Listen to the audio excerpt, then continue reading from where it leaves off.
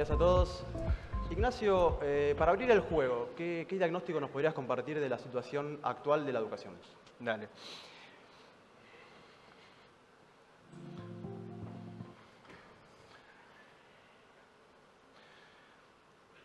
Bueno, trajimos una presentación con algunos datos para arrancar. Primero de nada, buen día. Llegó la hora de hablar de educación. Muchas gracias a la célula de educación de IDEA, gracias a IDEA por invitarnos a participar. Nos pidieron un diagnóstico sobre 3 temas: sistemas de información, carrera docente y educación y trabajo. Entonces voy a presentar algunos datos referidos a estos temas. Pero antes quiero compartir 3 datos para darnos una idea de qué hablamos hoy cuando hablamos del sistema educativo argentino. ¿Cuál es la actualidad del sistema educativo argentino? Primero, estamos hablando de unos 10 millones de estudiantes. Hoy a nivel inicial, primario y secundario hay un poquito más de 10 millones de estudiantes que trabajan con poco más de 1 millón de docentes. Segundo, un dato de inversión. En los últimos 10 años invertimos en promedio 5.5 puntos del PBI, a pesar de que la ley establece una meta del 6%. Esto es lo que realmente estamos invirtiendo. Y en tercer lugar, quizás la pregunta más importante, ¿no? ¿Qué estamos logrando con esta inversión para que estos chicos aprendan? Y acá el dato que adelantaba Vero, que si hay un dato de esta presentación que me gustaría transmitirles y que se queden, es este, que es de cada 100 estudiantes que empiezan en primaria, solo 16 llegan al último año de la secundaria en el tiempo esperado y con aprendizaje satisfactorio según Aprender. Este es el principal indicador que nos tenemos que concentrar en mejorar. Ahora bien, paso a los 3 temas que adelantaba. El primero, sistema de información. A pesar de que desde 2012 es un proyecto en nuestro país tener un sistema nominal nacional, todavía somos de los pocos países en la región que no logramos consolidarlo. ¿Qué es un sistema nominal? Es básicamente un sistema que permita seguir la trayectoria de cada estudiante en todo el país y que permite integrar todos esos datos para lograr políticas basadas en evidencia y obviamente a partir de eso mucho más efectivas. Hay avances incipientes en algunas provincias, pero todavía nos faltan superar los principales desafíos. Entre ellos, recalco uno que es por las condiciones del empleo público en nuestro país. Es muy difícil para las provincias contratar y retener el talento para desarrollar e implementar estos sistemas de información. Uno de los desafíos que tenemos en este sentido. Segundo tema, la cuestión docente. Acá podríamos hablar mucho. Yo voy a enfocarme en 2 temas. Por un lado, el tema de la formación y por otro, el tema de la carrera. Hablando de formación, hay un dato que quizás es muy gráfico, que tiene que ver con el hecho de que en Argentina hay aproximadamente 1.500 institutos de formación docente, y hay una especie de indicador que se utiliza globalmente para entender este número, que tiene que ver con la cantidad de institutos por millón de habitantes.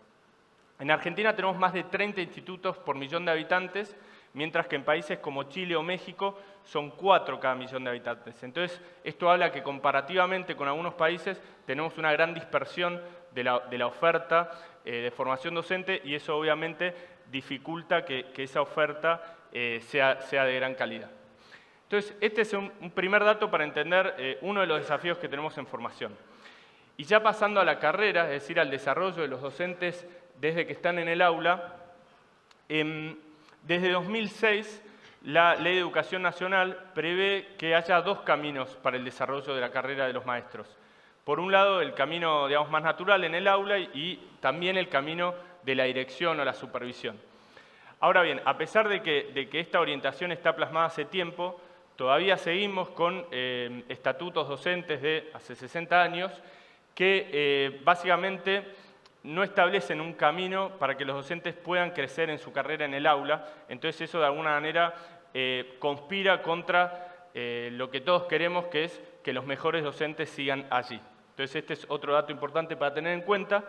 Y por último, quería hacer una mención al tema de los incentivos. Y creo que este punto es muy importante, y es que hoy el salario docente se define principalmente por el paso del tiempo. No tanto por lograr ciertos hitos o resultados en la carrera, sino meramente por el paso del tiempo. Entonces, esto también genera preguntas sobre los incentivos. Y por otro lado, hicimos hace poco un estudio sobre niveles salariales según la encuesta permanente de hogares, y si vemos distintos rubros, la enseñanza se ubica en el puesto 15 de 18 rubros. Entonces, habla también de relativamente nuestra valoración de la docencia y otro punto al que podríamos prestar atención. Bien, y paso al último de los 3 puntos, que es educación y trabajo. Acá, obviamente, hay una brecha que todos ustedes conocen, que es esperable, dada la situación socioeconómica, dado algunos de los indicadores de educación que compartí recién. Y hace poco IDEA realizó un relevamiento a sus empresas y el 86% indicaban, de vuelta, ¿no?, este dato esperable, que es que los jóvenes llegan nada o poco preparados al mercado laboral, ¿no?, que ingresan de esta manera. Estamos hablando de los jóvenes no profesionales, la cifra desciende a 30% cuando hablamos de los profesionales, pero claramente ahí hay una gran brecha entre educación y trabajo que tenemos que solucionar. Y un último dato, de alguna manera, respecto al camino para solucionarlo, tiene que ver con la articulación público-privada, ¿no? Un estudio de UNESCO muestra que en Europa el 85% del entrenamiento laboral no formal está a cargo de las empresas y en este relevamiento de IDEA que comentábamos recién, el 82%, bueno, de alguna manera comparte que también ofrece capacitaciones supletorias en el mismo sentido, ¿no? Esto es solamente un dato para ejemplificar la importancia en este mundo tan dinámico que vivimos hoy de acentuar la colaboración público-privada para lograr ese consorcio de educación y empleo que estamos buscando. Un último comentario, vuelvo al primer dato, ¿no? De cada 100 estudiantes que inician la primaria, solo 16 están llegando al último año con los aprendizajes que deberían. Este es el gran desafío que tenemos hoy en la educación. Podemos mejorarlo, podemos transformarlo, pero ahí lo que necesitamos es realmente apoyar desde distintos sectores los cambios en las políticas educativas que generarían estas mejoras, porque ese es el único camino que tenemos para hacerlo. Así que muchas gracias. Y un último mensaje, para lograr esto necesitamos ser cada vez más argentinos por la educación, así que aprovecho para dejar abierta esa invitación para trabajar cada vez más y mejor por la educación. Muchas gracias.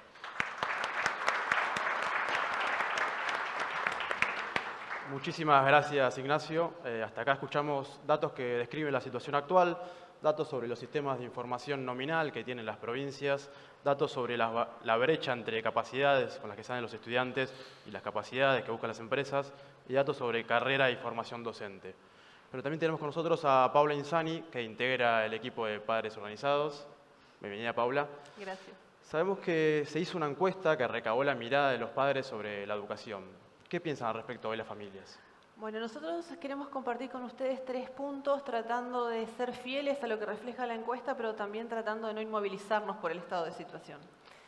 La primera reflexión que queremos compartir con ustedes tiene mucha potencia por lo que implica, es que la escuela sigue importando.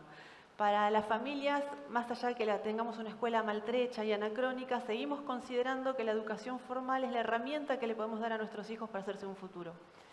Eso tiene un potencial enorme porque nos está planteando que existe masa crítica para poder acompañar, promover, legitimar las transformaciones que la escuela argentina necesita para hacer frente al ya bastante entrado siglo XXI. La segunda conclusión que sacamos no es tan optimista y es esta idea de que la escuela no sirve. Es decir, esta escuela no está sirviendo. Hay una percepción subjetiva de las familias que la escuela en tanto contenidos académicos e institución es deficiente. Esta percepción subjetiva la vemos que se sustenta en las estadísticas como mostraban recién Argentinos por la Educación. Pero también hay un problema serio en esta mirada de que la escuela no sirve porque la escuela no logra definir hoy un para qué y un para quién. Si la escuela hoy no tiene un objetivo claro. Educar no educa, enseñar no enseña, contener no contiene. pero tampoco tiene un sujeto protagonista clave, es decir, el sujeto natural del proceso educativo debería ser el estudiante y las herramientas que le demos para poder construir un futuro.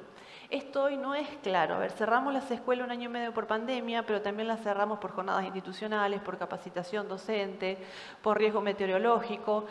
Hoy en la Argentina estamos teniendo paro de transporte y hay miles de chicos que no pudieron llegar a la escuela. Nosotros creemos que hay un componente colectivo en la idea de educación y esto nos obliga a repensar cada uno de nosotros qué puede aportar para una mejor escuela. Lo primero que hay que aportar es una discusión sincera. Es decir, esta escuela es la que supimos conseguir con esta comunidad educativa. Y en esta comunidad educativa estamos la sociedad civil, están los docentes, los sindicatos, los funcionarios, los tomadores de decisiones. Pensar qué hacer. Queremos hacer nuestra una frase que se dijo en este escenario en la inauguración y que generó bastante revuelo en las redes, que es esta idea de ceder para construir un futuro. Cuando no teníamos ninguna capacidad de toma de decisiones para defender el derecho de nuestros hijos a la educación, usamos lo único que teníamos disponible y cedimos nuestros tiempos, nuestra expertise y nuestro compromiso para hacer que lo que parecía imposible pase. Y con mucho esfuerzo logramos que las escuelas se abrieran. Y esa es la invitación primera que queremos hacerle a la sociedad civil. Podemos hacer que las cosas pasen pensando 3 o 4 estrategias muy simples. La primera es mantengamos la educación en la agenda pública. Necesitamos discutir sobre la escuela. La segunda es hagamos que el costo político de no hacer sea tan alto como el costo de oportunidad de no pensar la escuela. Seamos el contrapoder al poder de fuego de los sindicatos. Pedamos más y mejor información, no solamente en qué se gasta y cómo se gasta, sino también en el impacto que tiene esa inversión, pero también cómo se toman las decisiones. Y por último, tal vez lo más importante es, pensemos qué escuela queremos para qué país. Vuelvo con esta idea, la escuela tiene un componente colectivo que nos permite construir un proyecto de comunidad. Nosotros creemos desde Padres Organizados que tenemos que recuperar una escuela hacedora de oportunidades. ¿Qué quiere decir? Que no importa el lugar donde naciste, la escuela te va a dar la oportunidad de hacerte de un futuro. Pero además necesitamos funcionarios con recuperar esta idea del servicio público profesionalizado. Es decir, necesitamos funcionarios con competencias, con habilidades de liderazgo, pero también con competencias técnicas para tener una visión clara del hacia dónde. Pero tan importante como esa visión es la posibilidad de construir el paso a paso. Nosotros tenemos una ley de alfabetización del 2006. 16 años después no hemos logrado cumplir 2 objetivos elementales, que es garantizar la sala de 3 y 4 años en todo nuestro territorio o, por ejemplo, la jornada extendida. Pero también necesitamos el rol transformador del docente. Y para que los mejores de nosotros elijan la carrera docente como profesión, necesitamos mejorar las condiciones laborales. Esto no va a ser posible sin discutir las licencias, el ausentismo exacerbado, las posibilidades de que el docente, como decía Ignacio recién, pueda tener carrera saliendo del aula o teniendo 1.500 institutos de formación docente en todo el país que hoy no pueden garantizar la calidad de la formación de los formadores. Necesitamos revisar la escuela que queremos y no pensar en la resistencia que esa escuela puede generar con los cambios que propone, sino primero tener un objetivo de país y después pensar cómo construimos viabilidad para esa escuela. Pese a este panorama adverso que nos estás dando, digamos, ¿hay una mirada de esperanza de que puede ser posible una escuela distinta? Por supuesto. El tercer elemento que nosotros queríamos compartir con ustedes es la esperanza. Y me voy a permitir una anécdota personal. Hace 2 años, cuando abrir las escuelas todavía no formaba parte de la agenda pública, estábamos armando las redes de Padres Organizados y viene mi hija a invitarme a jugar. Entonces yo le explico que no podía porque estábamos tratando de abrir las escuelas. Ella me abrazó fuerte y me dijo, gracias mamá. Y con ese gesto, ese abrazo y esa sonrisa me enseñó 2 cosas. Primero, que todos nosotros podemos estar a la altura de la mirada de nuestros hijos. Y ya de por sí eso vale la pena el esfuerzo. Pero la segunda es que ningún chico no quiere aprender. Todos están dispuestos a aprender. Esa es la esperanza. Debemos dejar de cargar sobre las espaldas un fracaso educativo que es todo de los adultos y recuperar nuestro compromiso intergeneracional de cuidado a la infancia y a la adolescencia. A ver, ese país que nos estimula, con el que fantaseamos, con el que nos da esperanza y nos da fuerza para levantarnos todos los días a pesar de las adversidades, de que está todo mal, se construye en la escuela y desde la escuela, o para decirlo de la manera más simple y más clara posible. Ese país que soñamos está a una escuela de distancia. Muchas gracias.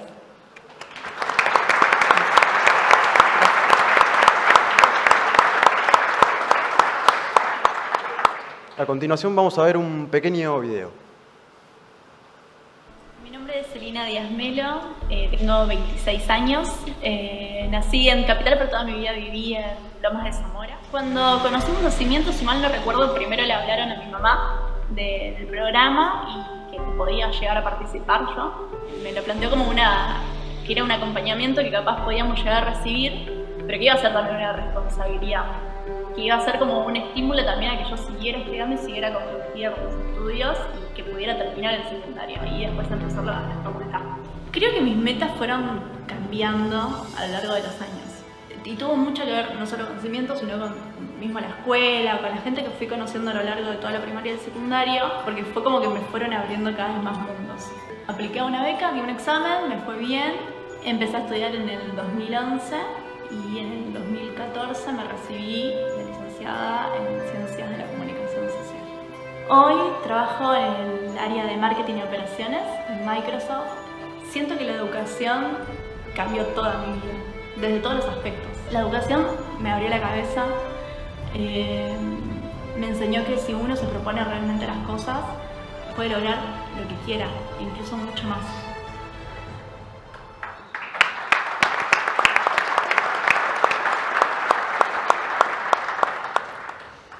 La educación es algo que nos convoca hoy. La educación decimos que es parte de las políticas públicas, pero viendo la realidad que hoy tenemos en la educación, esto que escuchamos tan claramente, nosotros desde el empresariado también tenemos algo para decir. La educación genera oportunidades, es el motor del crecimiento y también el motor de la movilidad social. Tener educación genera oportunidades no solo para los individuos, sino para nosotros como empresas y también como país. Por tanto, creemos que es importantísimo que tengamos un lugar, que hablemos, que digamos nuestro rol también desde el empresariado en temas de educación. Nosotros creemos hoy que hay mucho que ya estamos haciendo. ¿Vieron este video? Trabajamos con Cimientos, trabajamos con United Way, trabajamos con Junior Achievement, con Forge, con muchísimas organizaciones que hacen mucho bien a la educación y a nuestros niños, a nuestros adolescentes. Hoy creemos que no es suficiente, que hay algo más que tenemos que hacer. Tenemos que involucrarnos y tenemos que hacer propuestas. Es por eso que en este coloquio, educación es parte de la agenda y también es parte de la agenda permanente que tenemos en IDEA. Voy a repetir un dato que ya se mencionó 2 veces y lo digo por tercera vez, porque es el dato que nos impactó y nos interpeló a venir al coloquio a traer propuestas. A lo largo de estos días, cada panel ha presentado sus propuestas y nuestro disparador, el elemento que nosotros tomamos fue que solo 16 estudiantes que inician la primaria terminan en tiempo y con los conocimientos satisfactorios en lengua y matemática. No podemos quedarnos o ser indiferentes ante semejante número. Hoy nuestras propuestas que vamos a presentar parten de esa realidad, que no la podemos esconder. La trajimos métricas que presentó recién Ignacio y nos invito a ponernos a trabajar en eso. Concretamente, desde IDEA, ¿cuáles son las propuestas que plantean? Bueno, la primera propuesta tiene que ver con la medición. Creemos en nuestras empresas, en nuestro día a día, que lo que no medimos no podemos mejorarlo.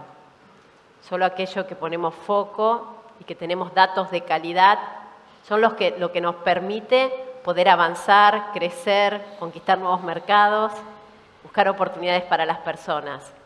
Por tanto, nuestra primera propuesta tiene que ver con impulsar el sistema nominal para la nación, o sea, el sistema nominal en educación, el CINIDE. El CINIDE hoy es un sistema que, como lo veíamos, abarca solo 13 de todas las provincias de nuestro país. Queremos que abarque todas las provincias, queremos que esa información deje de ser patrimonio de las provincias y podamos tener información a nivel nacional, que esa información nos permita tomar decisiones y dejar de ser uno de los poquísimos países, como mostraba Ignacio, de Sudamérica, que no tenemos un sistema nominal.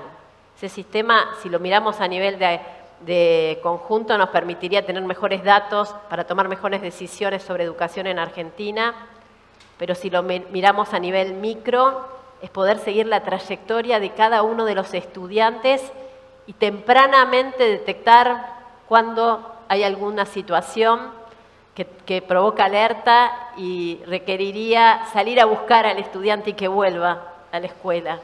Entonces, creemos que esta primera propuesta es muy importante, está muy alineado con lo que nosotros hacemos internamente en nuestras empresas, pero que creemos que el país también lo necesita en educación, porque para poder mejorar tenemos que medir. Que no sea simplemente una estadística, que se gestione sobre esa información, ¿no? Que se vaya a buscar al alumno que dejó, analizar por zonas, qué está pasando en esta zona, ¿no? Que a lo mejor tenemos que ir a dar soporte porque hay más deserción que en otras. La segunda propuesta, Maxi, tiene que ver con algo que nos convoca de modo directo a todos, y es la educación para el trabajo. Muchas veces hablamos de que a la hora de contratar personal nos sentimos que viene capacitado. Y también sabemos que día a día cada vez más jóvenes no terminan el nivel secundario. Muchos de ellos tienen que salir a trabajar. Una vez que dejan la escuela para ir a trabajar, es muy difícil que retomen, ¿no? Nosotros creemos que darle oportunidades a esos jóvenes es darle oportunidad de cambiar su trayectoria. Si cambia la trayectoria de ellos, está cambiando en cierta medida la trayectoria no solo de él, sino de su entorno. No en todos los empleos, pero en gran parte solo se toma a los jóvenes que tienen el nivel secundario terminado. Con lo cual, esos chicos que dejan, sabemos que no van a poder tener acceso a un trabajo formal, no van a poder progresar, mejorar. Entonces, nuestra segunda propuesta tiene que ver con involucrarnos y colaborar en aquellas iniciativas que tengan que ver con evitar la deserción. Yo le pido a ustedes que levanten las manos quiénes somos los que desde nuestras empresas o a nivel personal trabajamos en educación. Yo estoy segura que muchos de ustedes van a levantar la mano. Pero la verdad, viendo los números que presentaba Ignacio hace un ratito, evidentemente no es suficiente. Entonces, nos parece que aquellos que ya estamos trabajando en educación tenemos que ver cuántos impactos generamos y tratar de generar más impactos. ¿Es un esfuerzo más? Sí, pero creemos que es necesario. Y aquellas empresas que sin duda tienen otras iniciativas, porque el rol social nos ocupamos, pero no tienen la educación en la agenda, el esfuercito más que le pedimos es incluirla. Hay un montón de casos de empresas que colaboran. Hay casos emblemáticos que podemos mencionar solo a modo de ejemplo y si quieren como para tratar de imitar, ¿no? y ver que se puede, que existe, lo tenemos en Argentina. Está el caso de Toyota, que se ocupa de jóvenes entre 18 y 24 años, les otorga una asignación para que no tengan que trabajar y puedan estudiar. Y es un ejemplo conocido y que lo tenemos que tomar a la hora de mencionar casos exitosos.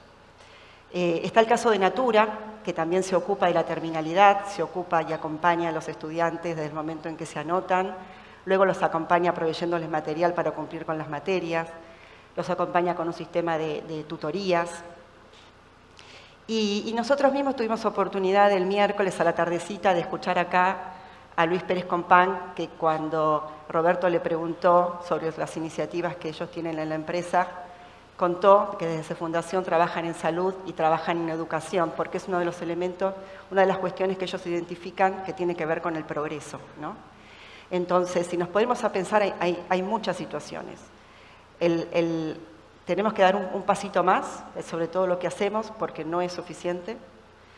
¿De qué manera?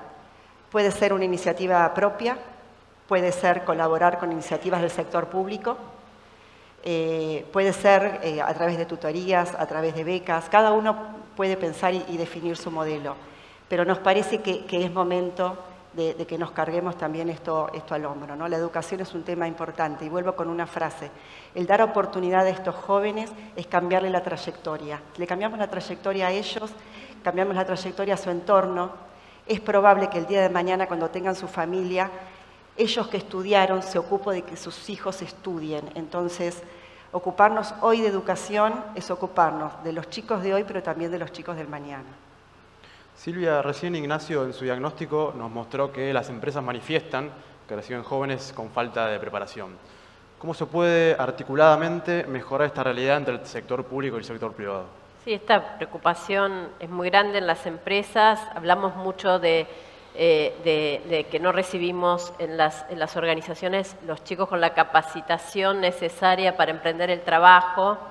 De hecho, hicimos una encuesta en IDEA, vimos que el 82% de las empresas que respondieron a esa encuesta del ecosistema de IDEA invierte muchísimo esfuerzo en capacitar a sus empleados cuando ingresan por la falta de capacitación que tienen de su formación. Estos son temas que nos preocupan mucho y nos involucran, por tanto ya nos sentimos que somos parte de la formación de la formación y la educación de nuestros empleados desde muy al comienzo. Otro ejemplo que vimos muy claramente en este año que hemos invertido en interiorizarnos en los temas de educación, tuvimos la oportunidad en la célula de visitar escuelas técnicas de la zona de San Nicolás y Ramallo, donde Tenaris hace una intervención directa y muy concreta en la educación, proveyendo de material, de tecnología y también capacitando a docentes. Fuimos ahí, estuvimos con los estudiantes, vimos no solo el interés que les despertaba lo que estaban aprendiendo, también vimos los sueños que construían a partir de lo que estaban recibiendo en la escuela. Hablando con Martín Berardi ayer me contaba que los niveles de los resultados de educación de esas escuelas secundarias, técnicas, públicas de esas zonas son comparables con el Colegio Roberto Roca, que ellos directamente gestionan en la zona de Campana. Entonces, vemos ejemplos, es posible, y es posible también generar no solo un cambio real, sino también gestionar distintos sueños, cambiar las conversaciones, pensar en grande, aún desde la escuela, y por esa intervención y trabajo conjunto, trabajo público-privado, que creemos que es muy importante. Y por tanto queremos impulsar que haya muchísimas más carreras cortas que puedan certificar los aprendizajes. También queremos que haya mucho más educación en oficios, tan importante para nuestras empresas, más que nada para nuestras fábricas. Venimos escuchando estos días de las oportunidades que tenemos en Argentina, y para abrazar esas oportunidades necesitamos tener personas capacitadas en oficios concretamente relacionados con el trabajo y con las nuevas tecnologías. Y en esto también, otra propuesta más es trabajar también desde nosotros, en las compañías, mucho más profundamente en las habilidades de los empleados, y también pensar no solo en lo que es necesario para hoy, sino empezar a mirar un poco más allá y empezar a mirar qué habilidades se necesita para el futuro del trabajo en nuestras organizaciones, esa reconversión, esto que le llamamos el upskilling de de nuestros talentos. Creo que tenemos que comprometernos, seguir teniendo no solo la mirada de corto plazo, sino mirar un poco más. Y por último, un punto que tiene que ver con el trabajo conjunto, público-privado, y esto no solo pensar en la nación, en el país, sino pensar en poder verlo a nivel distrito, a nivel provincia. Entonces, desde nuestras empresas acercarnos mucho más a trabajar con los ministros, con los secretarios, desde lo micro poder impactar lo macro que es nuestro país, pero desde trabajar muy cercanamente en nuestra región y nuestro distrito. Creemos que es muy importante y creemos que todo esto es posible, está en nuestras manos y de esto depende muchísimo para nuestras empresas y también para nuestro país. Perfecto. María Inés, ¿pensaron algo más en base al diagnóstico inicial que nos dio Ignacio? Sí. Otro tema que nos pareció importante es encarar el desafío que se genera en torno a la formación y la carrera docente. La verdad que si nos ponemos a pensar el rol del docente, y más en la situación actual donde hay muchas jurisdicciones de Argentina que están en situación de vulnerabilidad, pensemos que el docente recibe al alumno en sus primeros pasos, sale de la casa y lo primero que ve en el mundo exterior es al maestro que lo recibe, ¿no? Que lo acompaña, que lo ayuda en sus primeros pasos, le va mostrando un mundo distinto al de su casa. Y cuánto más importante ese rol si en su casa hay situaciones de vulnerabilidad. Le muestra que hay un mundo distinto, le muestra que se puede progresar, estudiar. ¿Qué nena no ha dicho quiero ser maestra, ¿no? Cuando va al colegio? Y eso es porque es el primer modelo que tiene fuera de su casa, fuera de su mamá, luego su maestra. En este momento ese rol es fundamental. Entonces, cuando vemos los datos que nos presenta Ignacio y vemos que en la encuesta permanente de hogares los ingresos ranqueados de los profesionales que trabajan en las áreas de salud están ranqueadas en la posición 15 de 18. Hablando de profesiones que tengan la misma formación, ¿no? 15 de 18 quiere decir que tenemos un rezago importante en un rol que, como les digo, es fundamental, ¿no? Fundamental en un país que está, como estamos nosotros, con muchas cuestiones de las cuales nos tenemos que ocupar para salir. Entonces, analizamos un poco cómo es la carrera y vemos que si un docente con vocación elige la carrera, ¿no? Esos que el puesto 15, pero elige la carrera porque es lo que le gusta, y quiere progresar, ese progreso económico va a venir de la mano del mero transcurso del tiempo, ¿no? Van incrementando su compensación en función a la antigüedad, no van incrementando su compensación en función a méritos, por ejemplo, que alguien evalúe los resultados académicos que tienen, el grado que tiene a su cargo, ¿no? Capacitaciones. Quien quiera progresar, lamentablemente, tiene que hacer la carrera directiva y sale del grado, ¿no? Lo cual está muy bien, porque dirigir una escuela también es un desafío importante, ¿no? Pero quien está en contacto directo con los chicos, para progresar tiene que salir del grado. Es decir, sabemos que hay un montón de docentes que porque tienen vocación eligen la carrera, que día a día son mucho más que docentes en el grado, pero esa vocación que tienen, ese compromiso que tienen, no está siendo recompensado, ¿no? No hay métricas o mediciones que nos permitan identificar y premiar a ese docente que está dando mucho de sí para sacar adelante un curso. Y entonces nos parece que la tercera propuesta precisamente tiene que ver con esto, tiene que ver con visibilizar que algo tenemos que hacer con la formación y con la carrera docente. No puede seguir en esa ubicación, tiene que ser una carrera atractiva para que jóvenes con vocación la elijan. Y a partir de que la eligieron, se recompense, no por la antigüedad, se recompense su mérito y su esfuerzo, ¿no? Eso es lo que nos parece fundamental. reconocemos ese rol, tenemos que jerarquizar al docente con todo lo que eso implica.